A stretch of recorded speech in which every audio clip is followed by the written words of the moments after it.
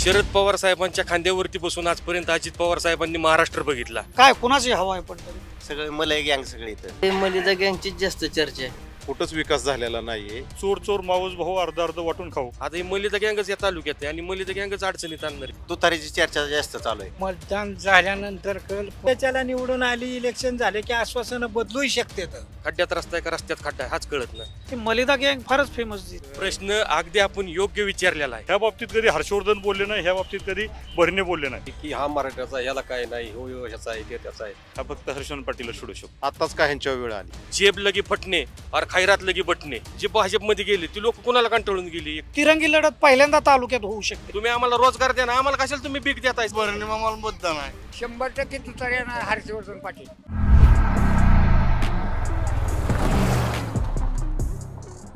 Post graduate degree कोर्सच्या माध्यमातून परिपूर्ण राजकीय नेतृत्व घडवणारं आणि प्राध्यापक राहुल कराड यांच्या संकल्पनेतून साकारलेलं भारतातील पहिलं institute MIT school of government.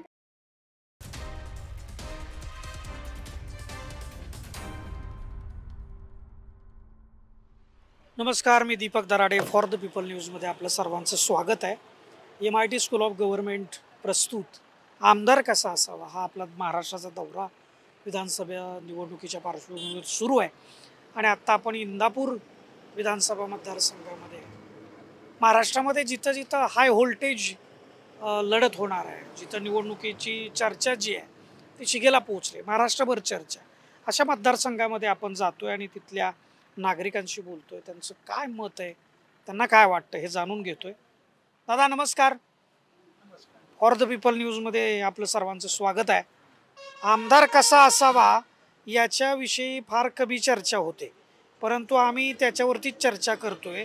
काय वाटतं आमदार कसा असला पाहिजे?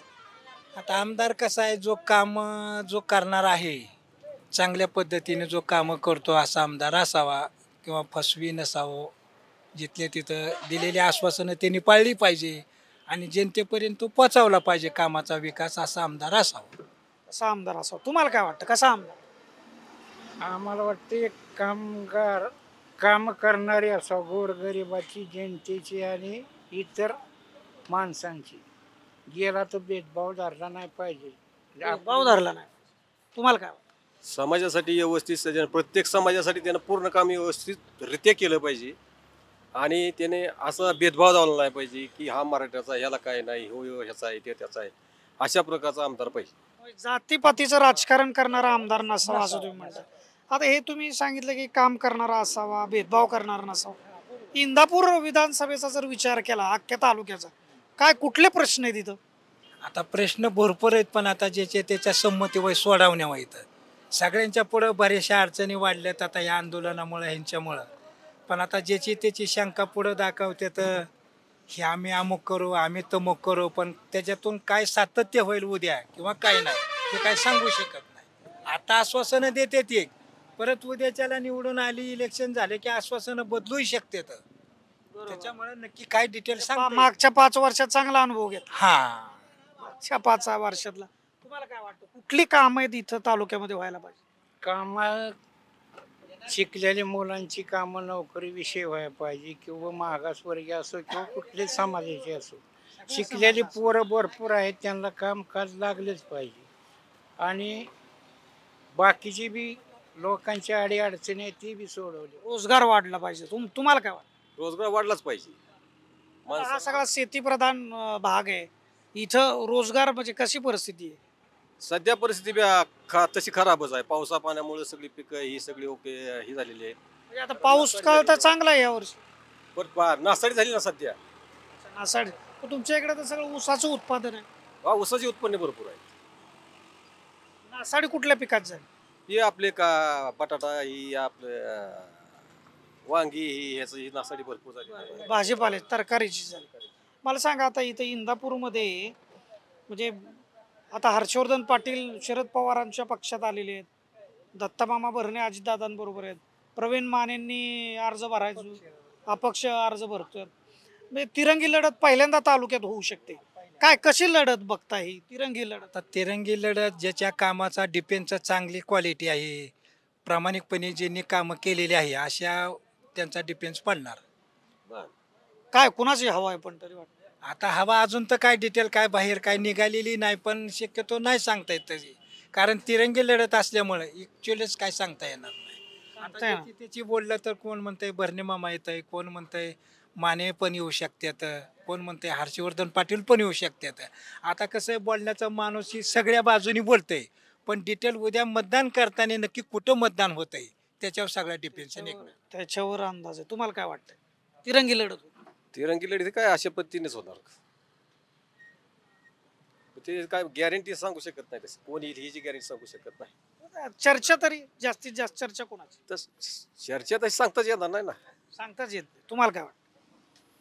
आता ह्याच्या पाठीमागे 5 वर्षापूर्वी ती मामांनी सुद्धा बरीच कामं केलेली आहेत आणि आता इथनं पुढं माने दादा असतील. माने दादा बी तसे चांगले माणूस आहेत, हर्षवर्धन पाटील बी आहेत, पण आता या मतदान झाल्यानंतर कळेल कोणाला किती मतदान पडलं. अशी तिन्ही बी फाईट चांगली होईल असं. हा चांगली होईल. आणखी काय नागरिक आहेत त्यांच्याशी आपण बोलूयात. काय वाटतंय त्यांना इथं? आमदार जनतेचं हित करणार असावं, कॉन्ट्रॅक्टरचं हित करू नये त्यांनी.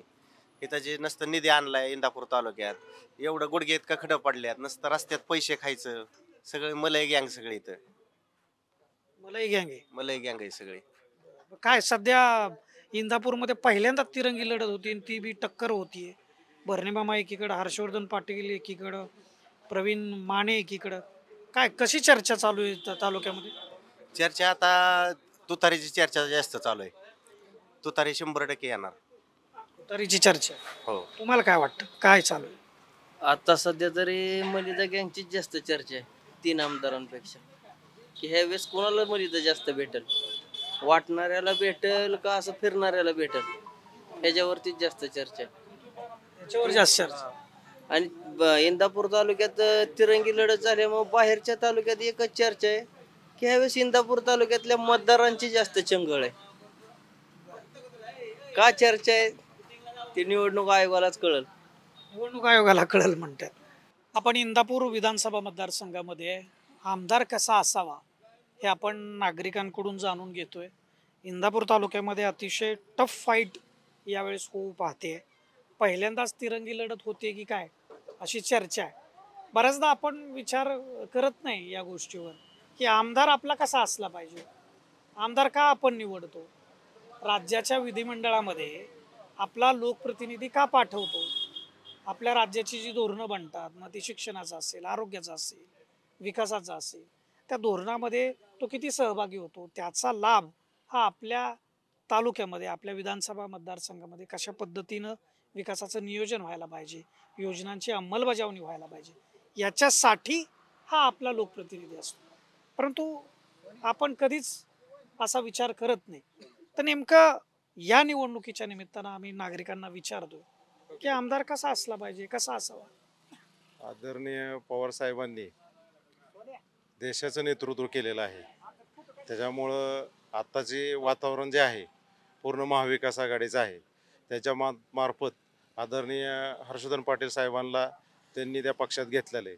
कशामुळे घेतलं आहे की त्यांचं सुसंस्कृत अभ्यासू नेतृत्व, सहकारात जानता राजा म्हणतो आपण सहकारातलं, तसं सहकारातलं अभ्यासू नेतृत्व. 20 वर्ष त्यांनी सहकार क्षेत्रात काम केलेलं. 20 वर्ष मंत्री होते. मध्यंतरच्या काळामध्ये त्यांचा काय निसटता पराभव झाला, पण आत्ताचे तालुक्याचे प्रतिनिधी आहेत सगळे ते मलिदा गँग आहेत. गावाचे कामं विकास नुसतं विकास म्हणतात, कागदावर विकास झालेला आहे, कुठंच विकास झालेला नाही आहे. नुसतं कागदपत्रे दाखवतात. लोकांच्या पाण्याचा प्रश्न असेल, शिक्षणाचा प्रश्न असेल, कुठल्याच प्रतिनिधींनी आजपर्यंत संस्था एकही काढलेली नाही आणि सांगायचं की आम्ही हा विकास केला, हा विकास केला. लोकांच्या शिक्षणाचा हे आहे, अडचण आहे, परत नोकरीचा विषय आहे, भरपूर अशा योजना आहेत, भरपूर अशा गोष्टी आहेत. तुम्हाला काय वाटतं आमदार कसा असला पाहिजे? आमदार वरातीत नाचणारा नसावा किंवा माणसांचा समूह बघून रडणारा नसावा. आमदार हा कामदार असावा. कारण लोकशाहीचा उत्सव आहे. निवडणुका म्हणजे लोकशाहीचा उत्सव असतो आणि या लोकशाहीच्या उत्सवामध्ये लोकप्रतिनिधी हा लोकांचा नोकर असतो, तो जोकर नसतो. जोकर बनून कुठल्याही लोकप्रतिनिधींनी लोकांना हसवलं नाही पाहिजे, लोकांची कामं केली पाहिजे, जेणेकरून आज ह्या परिसरात बघितलं तर हा इंदापूरचा पश्चिम भाग येतो. इथून आपण पलीकडे गेलं तर बारामती विधानसभा मतदारसंघ आहे आणि ह्याच्या शिववरती या 2 गावाच्या शिववरती छत्रपती सहकारी साखर कारखाना आहे. जेणेकरून या महाराष्ट्राचे उपमुख्यमंत्री नामदार अजितदादा पवारांची राजकीय सुरुवात या साखर कारखान्याच्या माध्यमातून झाली. आज या साखर कारखान्याची अवस्था काय झाली आहे? आज कामगाराला पगाराला कारखाना माग झालेला आहे. FRP मिळत नाही. FRP दिली तरी पुढच्या सीझनच्या ॲडव्हान्समधले पैसे काढून देतात. हा कारखाना आजच्या घडीला 68 कोटी रुपये तोट्यामध्ये चाललेला आहे. मग नेमकं आता दिवाळीचे सण 4 दिवसावरती पूर्वी महाराष्ट्रात साखर कारखाना कसा असावा तर आवर्जून तो छत्रपती सहकारी साखर कारखाना याचं नाव घेतलं जायचं. असा कसा नसावा तो छत्रपती सारखा नसावा अशी परिस्थिती झाली. म्हणून या मतदारसंघात साधारण 36 गावे इंदापूर तालुक्यात या छत्रपती साखर कारखान्याच्या कार्यक्षेत्रात येतात. आणि आपण जे प्रमाणे विकास कसा झाला आहे का, विकास झाला तर विकास कसा दिसत नाही. विकास झाला आहे पण रस्त्याला खड्डे पडल्यात. खड्ड्यात रस्ता आहे का रस्त्यात खड्डा आहे हाच कळत नाही. अरे आपण शेतकरी माणसं आहे, साधारण अंडरवीट बनेल घेतलं तर 2-3 महिने अंडरवीट बनेल टिकते, पण आमचा रस्ता टिकत नाही. आजपर्यंत आपण बघितलं तर या भागामध्ये पुढारी पेपर आहे, सकाळ पेपर आहे, प्रभात आहे, अजून बरेच वर्तमानपत्र आहे. प्रत्येक वर्तमानपत्रामध्ये काही ना काही बातमी रोज आलेली असते इंदापूरमध्ये ह्या रस्त्याची चाळण झाली आहे म्हणून. हे रस्ते फार जुने नाहीत, 5-6 वर्षापूर्वीचे नाहीत. हे रस्ते वर्ष 6 महिन्याचे जातले रस्ते. मग साधारण जर डांबरी रस्ता किंवा सिमेंटचा रस्ता जर टिकत नसेल तर मग विकास कोणाचा झाला हाही मुद्दा आहे ना. आणि दुसरा विषय लोकसभेमध्ये या गावात या इंदापूर तालुक्यामध्ये मलिदा गँग फार मोठा शब्द फेमस झाला. आता ही मलिदा गँगच या तालुक्यात आहे आणि मलिदा गँगच अडचणीत आणणारे लोकप्रतिनिधीला. म्हणून येणाऱ्या विधानसभेच्या निवडणुकीमध्ये हर्षवर्धन पाटील एक सुसंस्कृत नेता आहे. कोणालाही आयुर्वेदची भाषा करत नाही, व्यवस्थित बोलणार. काय काम असले एखादं काम होईल किंवा नाही होईल त्याच्यावरती व्यक्तिगत प्रेशर आणत नाही. आज या मतदारसंघामध्ये व्यक्तिगत प्रेशर आणायचं खूप काम चाललंय. त्याच्यामुळं इथला लोकप्रतिनिधी 100% हर्षवर्धन पाटलांसारखा साहेबांसारखा असावा. त्यांचा पराभव गेल्या वेळेस निसटता झाला, आता काय अडचण येणार नाही. आज शरद पवार साहेब, सुप्रियाताई सुळे, आज या मतदारसंघात शाहू फुले आंबेडकरांची विचारसरणीचा प्रभाव आहे. त्याच्यामुळे हर्षवर्धन पाटील म्हणून विकासाचा एक मुद्दा तुमच्या दृष्टिकोनातून महत्वाचा आहे. तुम्हाला काय वाटतं आमदार कसा असला? आमदार आमच्या दृष्टीने असा असावा की जो प्रपंचाशी निगडीत लोकांची कामं करेल असा असावा. पण तुम्हाला काय वाटतं आमदार कसा असला? आमदार हा सर्वसामान्य लोकांची कामं करणारा असावा. नुसता कॉन्ट्रॅक्टरला मलिदा आणि कॉन्ट्रॅक्टरकडून मलिदा घेणारा नसावा. हे मलिदा गँग फारच फेमस दिसते, प्रत्येक जण तेच बोलतो. प्रत्येक गावात फक्त 3 ते 4च असे कॉन्ट्रॅक्टर आहेत की त्यांच्याशी आमदारांचे संबंध आहेत. बाकी सर्वसामान्य जनतेशी काही घेणे देणे नाही त्यांना. काय देणं? तुम्हाला काय वाटतं आमदार? याच्यापेक्षा वेगळा काय मुद्दा आहे का? म्हणजे आता हे मुद्दे झालेच सांगू. वेगळा मुद्दा आहे. आमदार हा लोकांच्या शिक्षणाचे प्रश्न असतील ते सोडवणारा असावा, लोकांना रोजगार देणारा असावा. तसं पाहिलं तर हर्षवर्धन पाटील यांनी 2 कारखाने, एक वायनरी, MIDC कंपन्या हे त्यांनीच केलेलं आहे. त्याच्यानंतर कोणी काही केलं नाही. आणि शेतकऱ्यांचे प्रश्न असतात सोसायटीचेही, ते मला वाटतं जवळजवळ त्यांनी 150 सोसायटी काढून दिल्यात लोकांना तालुक्यात. त्यामुळे शेतकऱ्यांचे प्रश्न हा फक्त हर्षवर्धन पाटीलला सोडू शकतो. आणि हर्षवर्धन पाटील यांनी एवढ्या संस्था काढल्या, शिक्षण संस्था काढल्या, त्याच्यामुळे लोकांना पण रोजगार मिळाला तालुक्यात भरपूर. आता ते शरद पवारांसोबत आला त्याचा काय परिणाम होईल? हो, पवार साहेब हे देशातले मोठे कृषी क्षेत्रातले जाणते नेते आहेत. त्यामुळं शेतकऱ्यांचे जे प्रश्न आहेत ते आजपर्यंत राज्यातले आणि देशातले पवार साहेबांनी चांगल्या पद्धतीने सोडवलेले आहेत. मग पवार साहेबांची जी काही मतं आहेत किंवा त्यांना जे मानणारे लोक आहेत ते पवार साहेबांच्या मतांचा आणि मानणाऱ्या लोकांचा त्यांना 100% फायदा होईल. आणि यावेळेस हर्षवर्धन पाटील 100%. पाठीमागं आपण असं बघितलं की ज्यावेळेस अजित पवार शरद पवारांसोबत होते त्यावेळी इंदापूरमध्ये कायम बंडखोरी होऊन हर्षवर्धन पाटलांच्या विरोधामध्ये उमेदवार असायचे. त्यावेळी शरद पवार हर्षवर्धन पाटील यांचे प्रचार करायला जायचे, अजित पवार मात्र जात नव्हते. आणि त्यावेळेस हर्षवर्धन पाटलांचा पराभव झाल्याचं आपण बघितलं. आजची परिस्थिती काय? शरद पवारांचा हा जो परिणाम आहे हा किती जाणवेल इथं या तालुक्यात? प्रश्न अगदी आपण योग्य विचारलेला आहे. शरद पवार साहेबांच्या खांद्यावरती बसून आजपर्यंत अजित पवार साहेबांनी महाराष्ट्र बघितला, तोपर्यंत त्यांना यश होतं, भरभराटी होती. पण ज्या वेळेस दिल्लीच्या नादाला लागून शरद पवार साहेबांच्या खांद्यावरून ज्यावेळेस अजितदादा पवार खाली उतरले त्यावेळेस त्यांनी महाराष्ट्र बघितलं आणि महाराष्ट्राने त्यांना बघितलं. त्यांचा एकच खासदार निवडून आला, ते बी त्यांच्या वैयक्तिक ताकदीवरती आला हे विषय. आणि आपण जो प्रश्न विचारला ना, शरद पवार साहेब नेहमी आघाडीचा धर्म पाळायचे आणि नेहमीच अजित पवार साहेबांची महत्वाकांक्षा होती की आपल्या पाठीमागे पूर्ण पक्ष असावा, म्हणून ते नेहमी जिथं युती आघाडी जिथं असेल तिथं बंडखोरी उमेदवार उभा करायचे, त्याला ताकद द्यायची. आजपर्यंत एक कलमी कार्यक्रमच त्यांनी केला ना. आजपर्यंत महाराष्ट्रामध्ये जेवढे जे भाजपमध्ये गेले ती लोक कोणाला कंटाळून गेली, एक तर अजित पवार साहेबांना गेली. आणि आता भाजप बरोबर ज्यावेळेस अजित पवार साहेब आले त्यावेळेस माझा त्याच्यातला एक उपप्रश्न असा आहे की त्यावेळेस सुद्धा अजितदादांचाच माणूस इथं निवडून आला, आता काय येणार नाही? आता परिस्थिती आता तर ते म्हणतात आम्ही विकास केलाय, रस्ते, पाणी, अनेक योजना राबवलेल्या आहेत, तरी असं का? विकास एवढा केलाय तर मग मला एक सांगा सर, प्रत्येक माता बहिणीला माझ्या साडी वाटायची का वेळ आली हो? आज लोकसभेचा निकाल ज्या वेळेस झाला त्यानंतर एक हिंदीमध्ये म्हणे, जेब लगी फटणे और खैरात लगी बटणे. अशा पद्धतीने तुम्ही 1,500 कशाला देता? अहो आमच्या मनगटामध्ये धमक आहे काम करायची, आम्ही युवक आहे, आम्हाला आमच्या माता माऊलीला बहिणीला यांना साड्या घ्यायची काय हो, त्यांना 10-10 हजारच्या साड्या घ्यायची सुद्धा आमची परिस्थिती आहे ना. तुम्ही आम्हाला रोजगार द्या ना, आम्हाला कशाला तुम्ही भीक देताय साड्यान बिड्यान? कशासाठी असलं? तुम्हाला काय वाटतं हा जो मुद्दा मी यांना विचारला त्याच्यावर तुमचं काय मत? आतापर्यंत 17 विधानसभा झाल्या, त्यामध्ये कधी साडे वाटपाचा कार्यक्रम झाला नाही. आत्ताच का ह्यांच्या वेळ आली? दुसरी वेळेस सांगायचं म्हणलं तर जनतेतून हातात निवडणूक घेतली, जनतेने हातात निवडणूक घेतली. मग जनता बघत नाही कोण उमेदवार आहे काय नाही, त्यामुळं जनता ठरवेल तेच उमेदवार निवडून येणार आहे यावेळेस. लोकसभेला जे दिसलं तेच आपल्याला आता दिसेल, चित्र तेच दिसणार. शरद पवार साहेब नमस्कार. महाराष्ट्राच्या प्रत्येक शेतीच्या संदर्भातला जाणकार व्यक्तिमत्व आपल्या सोबत आहे. शेतीचा प्रश्न हा काही इंदापूर तालुक्यापुरता मर्यादित नाही, पण आज आमदार कसा असावा या अनुषंगाने आम्ही इथं आलोय. आणि इंदापूर तालुक्याची परिस्थिती नेमकी काय, आमदार कसा असला पाहिजे? मी इंदापूर विधानसभा मतदारसंघात आमदार पदासाठी आता उभा आहे. आता आपल्या पुढं अनेक तुम्हाला पर्याय आहेत, पण अगोदरचे पर्याय कसे खोटे आहेत किंवा कसे चुकीचे आहेत हे सांगायचं काम आता आम्ही ह्या निवडणुकीत करणार आहे.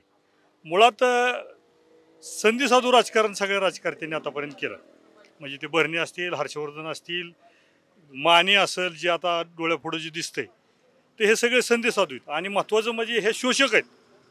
म्हणजे ह्यांनी आमची ऊसात जिरावली, ह्यांनी आमची वीज प्रश्नावर जिरावली, ह्यांनी आमच्या दुधाच्या प्रश्नावर जिरावली, पाण्याच्या प्रश्नावर जिरावली, असा आतापर्यंतचा इतिहास आहे. एका बाजूला राज्य सरकारने 27 रुपयाचा शासन निर्णय 19 जून 2017ला काढला होता.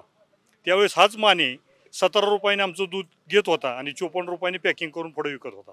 म्हणजे एवढी नफेखोरी करत असताना हे विरोधक कोणी बोलले नाहीत ह्या विषयावर की बाबा तुम्हाला निलंगेकर समितीच्या सूत्राप्रमाणे 4 ते 5 रुपये कमिशन खायचा अधिकार आहे, मग तुम्हाला 38 रुपये कमिशन खायचा अधिकार दिला कोणी? ह्या बाबतीत कधी हर्षवर्धन बोलले नाही, ह्या बाबतीत कधी बर्णे बोलले नाहीत.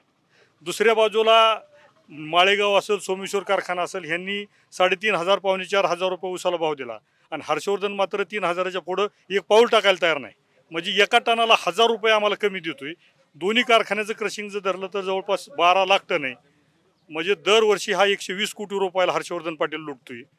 म्हणजे जवळपास 10 वर्षाची जो लूट काढली तर 1,200 कोटी रुपये हर्षवर्धननी शेतकऱ्यांना कमी दिले. ह्याच्या बाबतीत बर्णे कधी बोलला नाही विधानसभेत, किंवा आता बर्णे निकृष्ट दर्जाचं सगळं रस्ते होत्यात, कुठल्याही रस्त्याला क्वालिटीचं काम नाही, ह्याच्या बाबतीत हर्षवर्धन कुठं बोलला नाही. म्हणजे हे सगळे चोर मावस भाऊ अर्ध वाटून खाऊ ह्यासारखं धोरण आहे ह्यांचं. ह्या इंदापूर तालुक्याच्या बाबतीत जर बघायला गेलं तर एका बाजूला भीमा नदी, दुसऱ्या बाजूला निरा नदी, आणि ह्या दोन्ही नद्यांच्या मधून 2 कालवे आमच्याकडे येतात. निरा डावा येतोय आणि खडकवासला कॅनल आहे. म्हणजे तसं बघायला गेलं तर सिंचनाखाली सगळ्यात जास्त क्षेत्र आमचं आहे, परंतु इथल्या शेतकऱ्याचं कर्ज काय फेटायला तयार नाही, इथला बचत गटाचं कर्ज महिलांचं फेटायला तयार नाही, एज्युकेशन लोन फेटायला तयार नाही. म्हणजे इथं बेकारी वाढली, इथं इंडस्ट्रीच्या बाबतीत असेल, विजेच्या बाबतीत असेल, कोणत्याही प्रश्नावर ह्यांनी कुठल्याही काम केलेलं नाही. आणि ही आता आपल्याला जनतेला लक्षात आलं पाहिजे. जनतेने बी केवळ त्या पैठणी साडीवर आणि 1,500 रुपयावर बोलू नये. आता हे बुलीचे इंजेक्शन द्यायला फिरणार आहेत. फक्त आता आपण बुलीत जर राहिलो असंच तर आणखीन 5 वर्ष आपली वाया जाणार आहे. ते सरळ आहे. आपण बघतोय नागरिक कशा पद्धतीनं इंदापूर तालुक्यातली परिस्थिती आपल्यासमोर मांडतात. अजूनही काही नागरिकांशी आपण पुढे बोलणार आहे आणि आमदार कसा असावा याच्या संदर्भातल्या त्यांच्या भावना तुमच्यापर्यंत घेऊन येणार आहे. आमदार कसा असावा हा जो आपला दौरा आहे तो इंदापूर तालुक्यामध्ये पुणे जिल्ह्यातला हा विधानसभा मतदारसंघ आहे. अतिशय महत्त्वाचा मतदारसंघ मानला जातो, कारण इथली राजकीय परिस्थिती तशी आहे आणि त्याच्यामुळे इथं आता या वेळेला तरी तिरंगी लढत होताना दिसतीये. नेमकी कशी लढत होणार आहे, इथले मतदार काय निर्णय घेणार आहे, हे आपल्याला निकालामध्ये स्पष्ट होईल. परंतु एक लक्षात आपण घेतलं पाहिजे की आमदार हा आपला कसा असला पाहिजे. इथल्या नागरिकांना आपण विचारू, आमदार कसा पाहिजे बाबा? चांगला पाहिजे, चांगला. चांगला म्हणजे कसा? लोक असा कामधंदा करणारा, जिथल्या तिथे गोरगरिबाला सगळ्याला ओळखणारा. कामं करणारा, सगळ्यांना ओळखणारा. बाबा कसा पाहिजे आमदार, कसा पाहिजे? आमदार सर्व बाजूनी कुशल, लोकांची कामं करणारा, कुठेही गेलं तरी त्यांचं प्रश्न सोडवणारा पाहिजे, अडीअडचणीत उपयोगी येणारा लोकांच्या. लोकांच्या अडीअडचणी काय असतात जनरली? आता जनरली लोकांच्या अनेक अडचणी असते, त्या काही अडचणी असते, त्या जनरली अडचणी असते, त्या वैयक्तिक असते, त्या घरगुती असते, त्या त्यांच्या पुढं गेलं तर त्यांनी त्या लोकांना नाकारू नये. प्रेमाने आदमीने कशासाठी आलाय, काय बसा करा असं त्यांनी म्हणलं पाहिजे. या बाबांना आपण विचारू, कसा असला पाहिजे आमदार बाबा?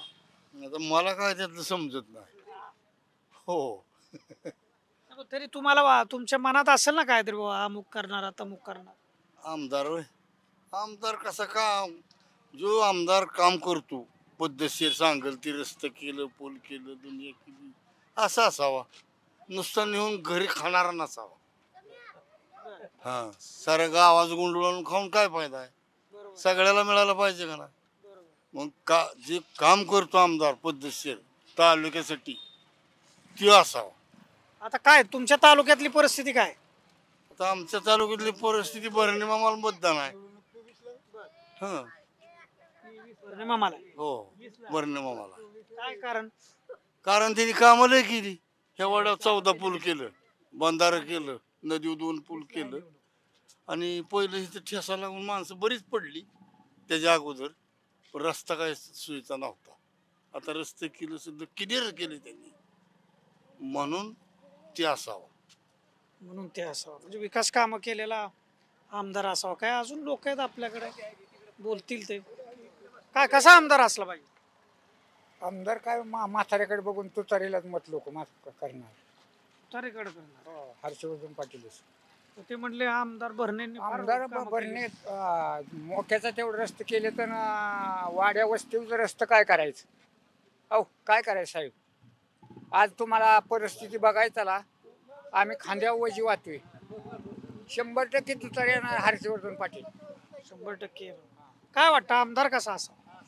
आपलं काय मत नाही, आता बाकी सांगतं ती तसाच असावा. काय तुमचं मत सांगा की. सगळ्या लोकांची कामं करणारा असावा. सगळ्या लोकांची कामं करणार. तुम्हाला काय वाटतं कसा आमदार असो? तिकडचे काही नागरिक बसलेले आहेत, आपण त्यांना विचारूया. राम राम बाबा, काय म्हणताय, कसं आहे? कसं आहे इकडे आमच्याकडे मामाच आहे. मामाच आहे आमच्याकडे. बर, काय कारण? कारण काय धंदे चांगले केलेले आहे.